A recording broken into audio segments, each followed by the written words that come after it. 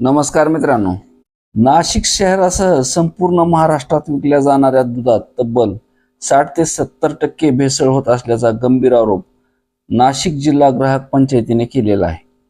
सर्वोच्च न्यायालयाने दूध भेसळ रोखण्यासाठी नाका तपासणी व गोठा तपासणी अनिवार्य करण्याचे आदेश देऊनही नाशिकमध्ये गेल्या 4 वर्षात एकदाही अशी तपासणी झालेली नाही.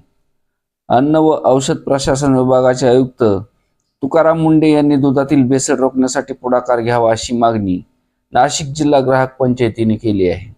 अन्न व औषध प्रशासन आयुक्त म्हणून तुकाराम मुंढे यांनी धुरा सांभाळल्यानंतर या विभागाने राज्यात भेसळखोरी आणि गुटख्याविरोधात धडाकेबाज कारवाई सुरू केली आहे.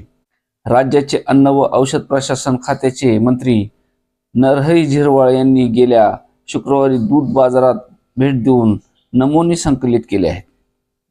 दुधातील भेसळ हा नाशिकसह संपूर्ण राज्यात चिंतेचा विषय निर्माण झाला आहे. या पार्श्वभूमीवर नाशिक जिल्हा ग्राहक पंचायतीने अन्न व औषध प्रशासन आयुक्त तुकाराम मुंढे यांना निवेदन पाठवत सर्वोच्च न्यायालयाचे आदेश जिल्हाधिकाऱ्यांकडून डावलले जात असल्याचे लक्ष वेधले आहे.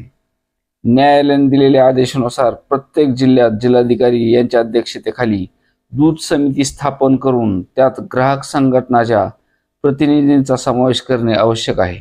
या समितीने शहरात येणाऱ्या दुधाची नाक्यावर तपासणी, गोठ्यांची अचानक तपासणी करून भेसळीला आळा घालावा असे निर्देश दिले आहेत. मात्र नाशिक जिल्हाधिकाऱ्यांनी आज तागायत अशी समितीच नेमलेली नाही असा आरोप ग्राहक पंचायतीने केलेला आहे.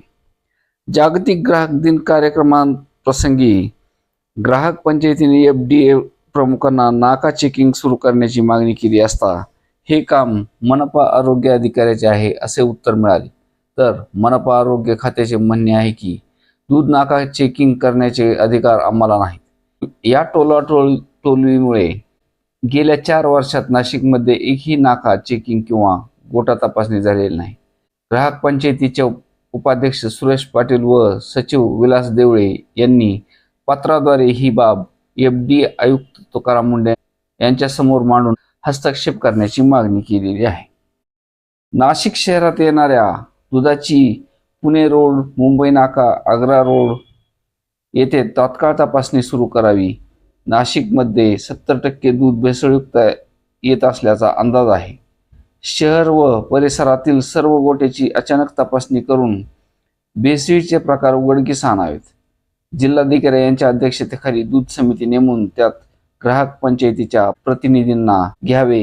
या समितीच्या कारवाईचा अहवाल दरमहा जाहीर करावा अशी मागणी आता अन्न व औषध प्रशासन आयुक्त तुकाराम मुंढे यांच्याकडे करण्यात आलेली आहे. धन्यवाद.